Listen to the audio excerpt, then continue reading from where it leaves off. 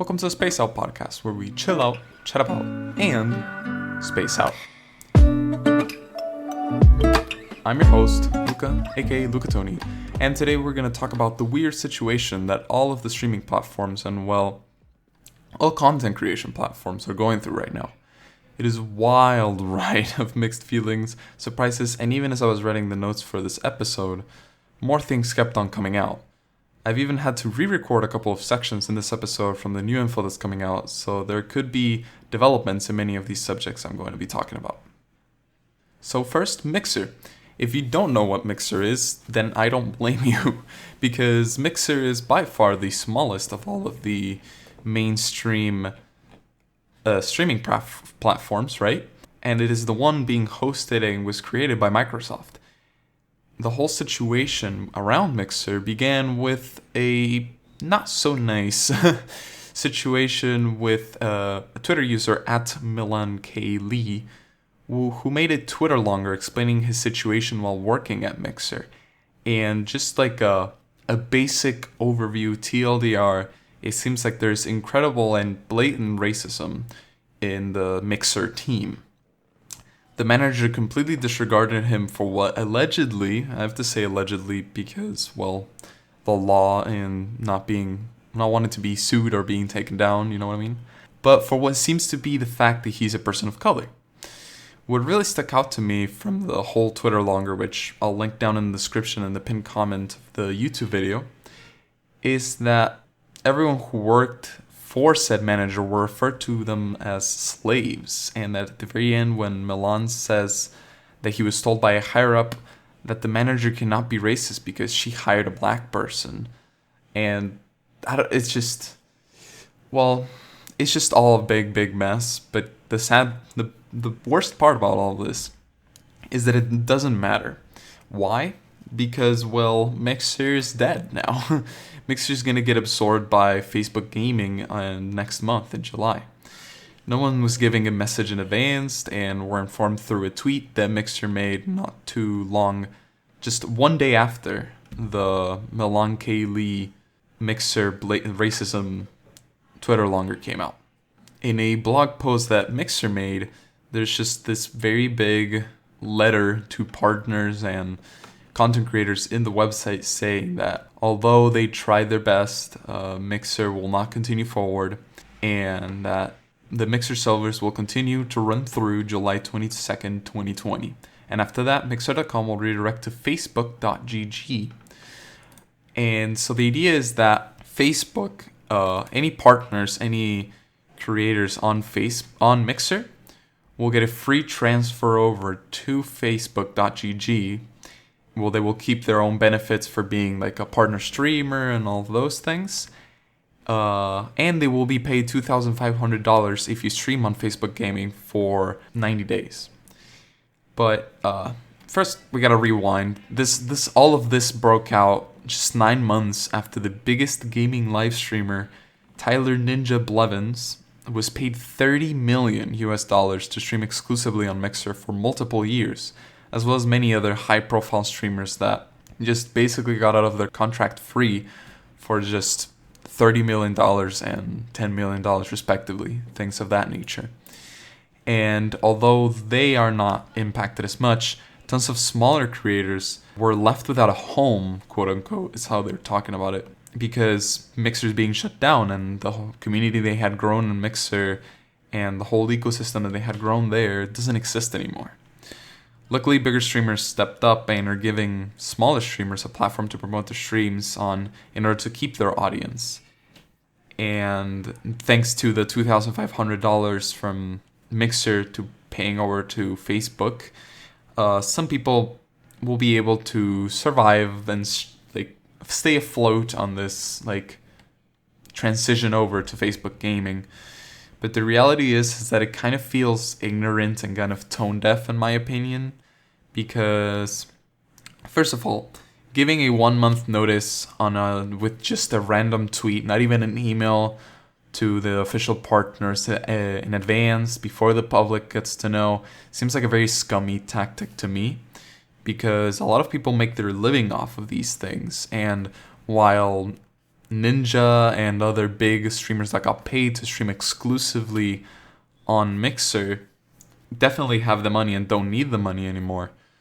The other streamers, the smaller streamers that are just making enough to pay for rent, eventually will not have a job. So not telling anyone, aside from a random tweet that they just put on their Twitter, seems like a very tone-deaf way of doing all of this.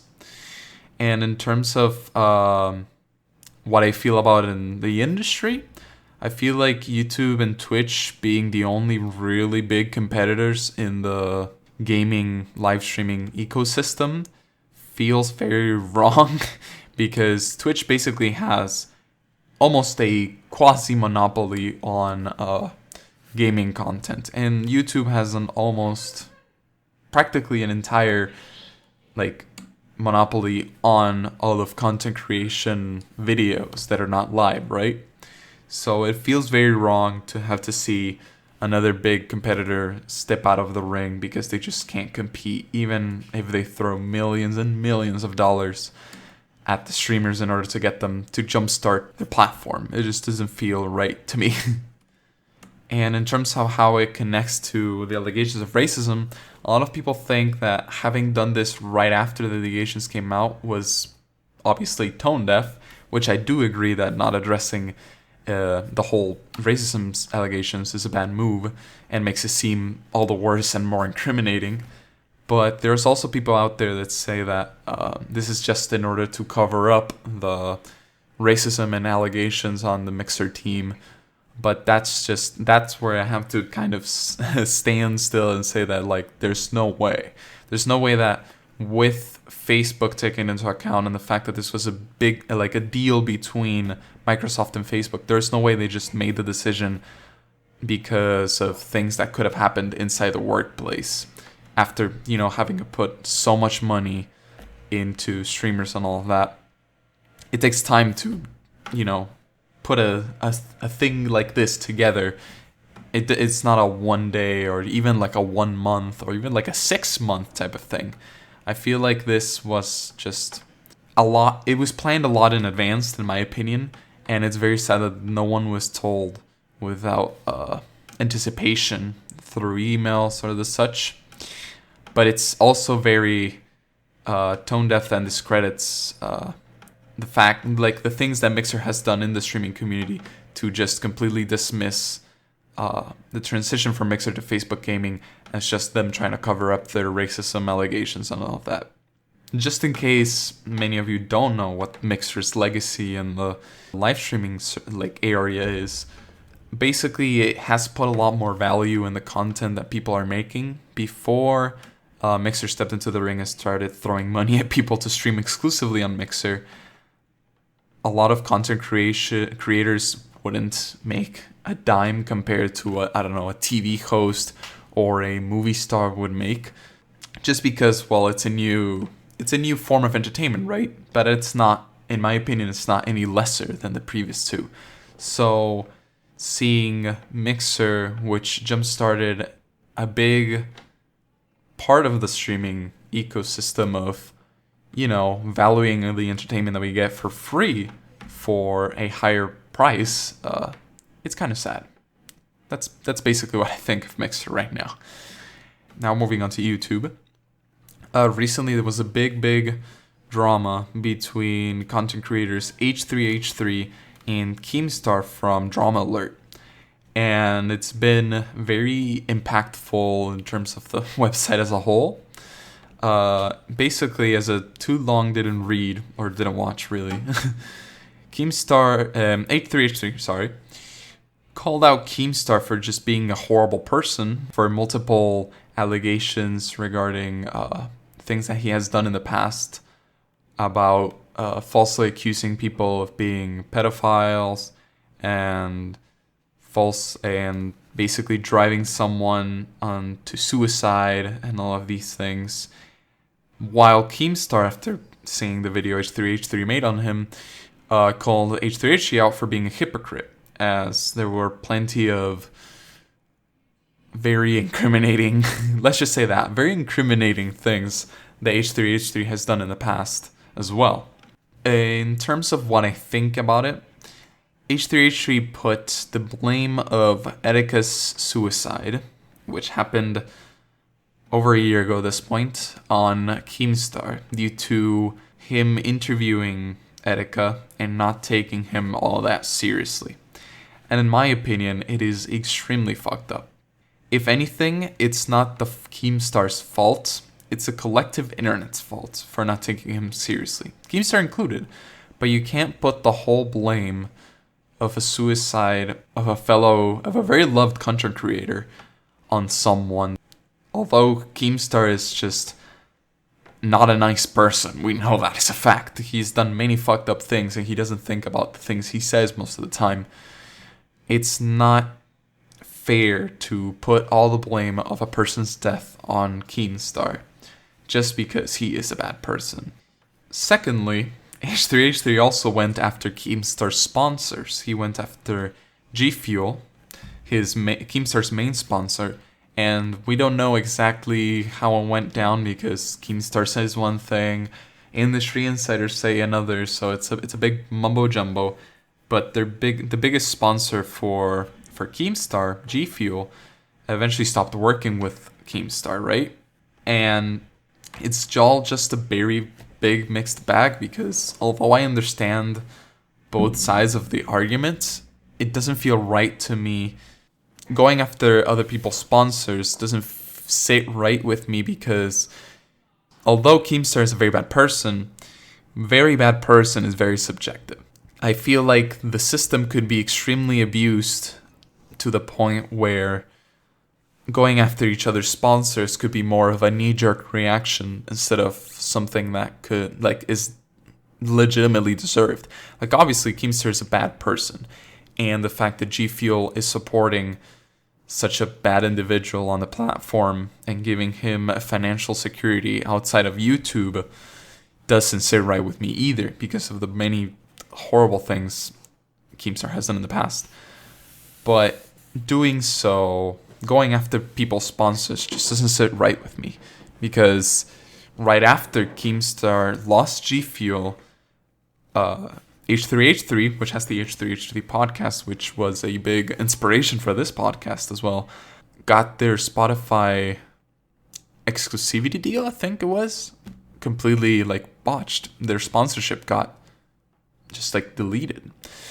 And they don't have the H3H3 podcast on Spotify anymore, which is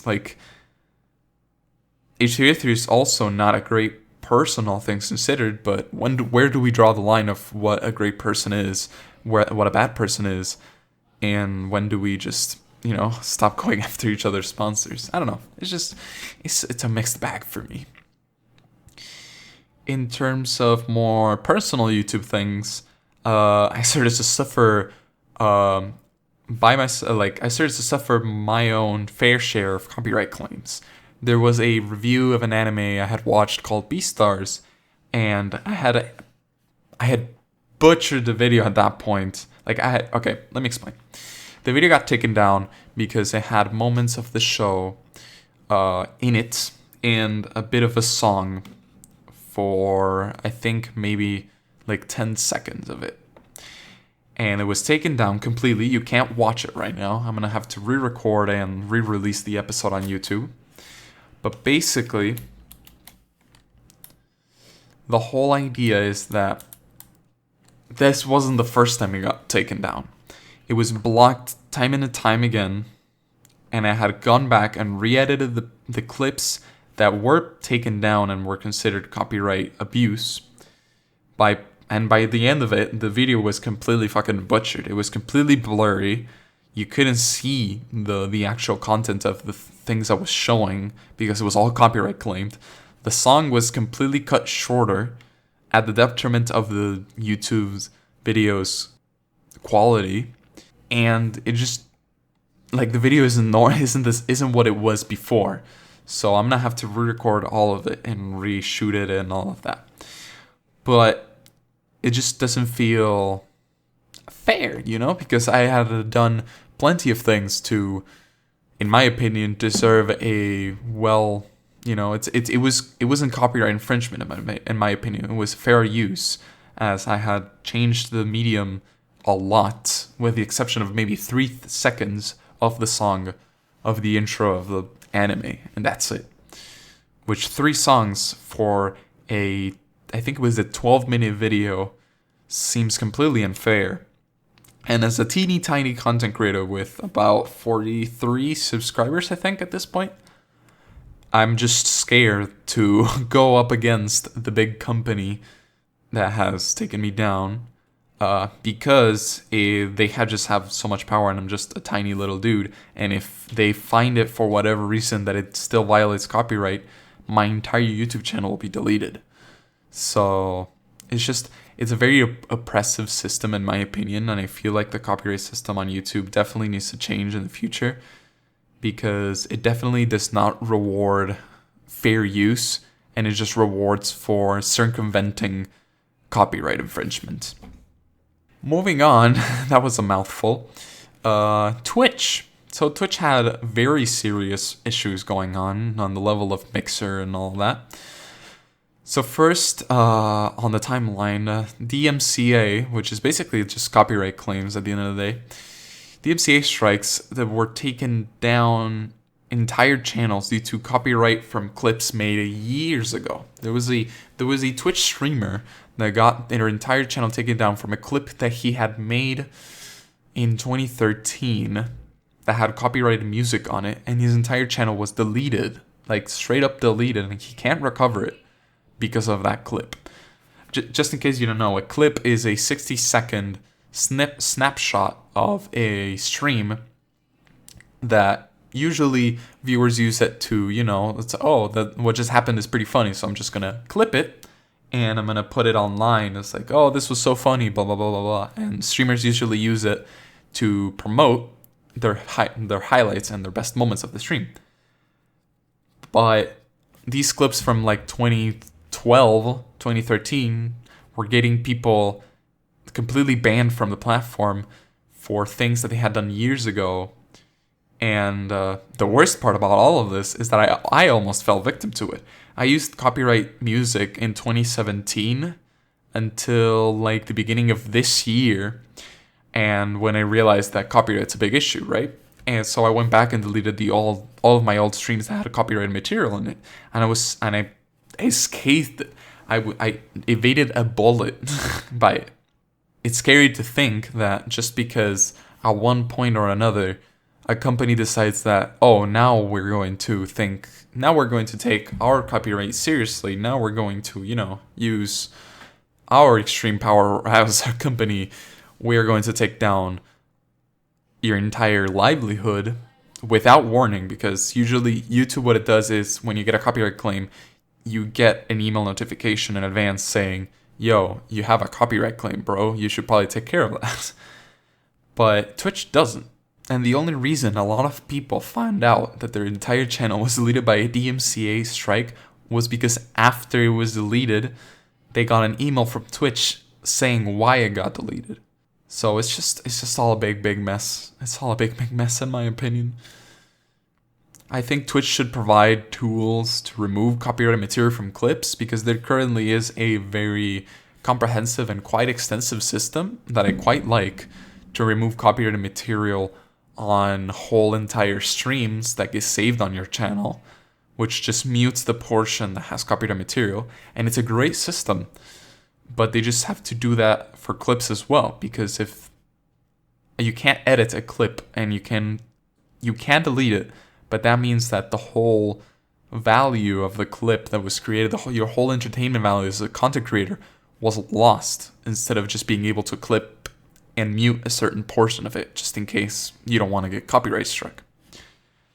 And then the very, very big, very serious situation right now on Twitch, which is still in development and I'm not going to touch much on right now, is regarding abuse allegations of practically every kind. Sexual abuse, physical abuse, abuse of power. There's a whole mixed bag of many content creators that have come out with allegations towards bigger content creators that they have abused their status as, as a person of power, as an influencer. And I will tackle this in a future episode of the podcast with my thoughts on it. But it's, as news outlets call it, a developing situation. So I'm just gonna wait just a bit for it to calm down in order to, properly talk about it. Because right now there's a lot of allegations, and a lot of the people that have had these allegations brought up to have not had any responses yet. So I'm just, chilling out, and we'll get back to that on a future episode. Because there's already some things I want to know. I know I want to talk about. So yeah, we'll get back to that. And last but not least, curveball, Facebook gaming has been blowing up. While Mixer from last year, like we said, it's being shut down. Mixer from last year, April to April this year, only had a 0.2% increase in viewership. Facebook gaming had a 238% viewership increase. And compared to YouTube, it's like about 60% of the total live stream views that YouTube gets. Like YouTube right now on April gets about 461 million hours watched per year. And Facebook gaming gets 291 million hours watched per year. And last year, if you compare it, YouTube had 279 million and Facebook gaming had 86 million. So in just 1 year, Facebook has surpassed the hours watched from YouTube, the biggest content creation platform in all of the world, from last year. Like, it's incredible what's going on. I feel like we should keep an eye on Facebook gaming, because although it's not close to being the second content creation platform as a whole, because YouTube, if you count YouTube as a whole, it's miles ahead of everything else. And Twitch is miles ahead in the gaming department.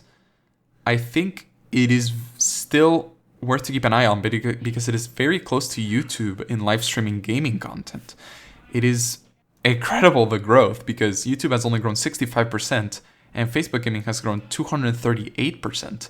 And with the Mixer deal that just happened, like literally 2 days ago at the time of this recording, I wonder how high Facebook gaming will go, because although Mixer doesn't have that much views, I feel like this is all positive publicity for Facebook, as they are taking all of these people in and they're welcoming in their community. And although the Mixer shutdown was a bad move by Mixer, it's a good move by Facebook, as, they seem like almost the good guys. It's like, hey, you can come here. If not, you wouldn't have a home at all. And you wouldn't have a platform to call your streaming home at all. So, I don't know. I say keep an eye on Facebook. And if you've streamed on Mixer, get on Facebook. Get those $2,500, because that's good money for basically for free if you get to keep your audience. And then you can just leave. You can just cancel your Facebook gaming partner program and just leave and go to Twitch if you really, really want to. It's just a win-win for everyone, in my opinion. So, like, as a closing thoughts type of situation, in terms of Mixer, it's really sad to see it go. It was a very good and welcomed competitor into the streaming ecosystem, and although we didn't have a lot of time with Mixer, I'm glad that its impact will be felt for many years to come due to their buyouts for content creators and all of those things. In terms of the YouTube situation, I just hope that eventually YouTube steps up to the plate of being the biggest content creation platform. And I just hope that, god damn, I don't get another copyright claim on my frickin' Beastars anime review. In terms of Twitch, more thoughts on Twitch is soon with the allegations and all of those. And there's a whole movement called Twitch Blackout. And I'm just going to be talking about that soon. So stay tuned for that. And in terms of Facebook, yeah, keep an eye on it. I feel like it's a booming business, in my opinion.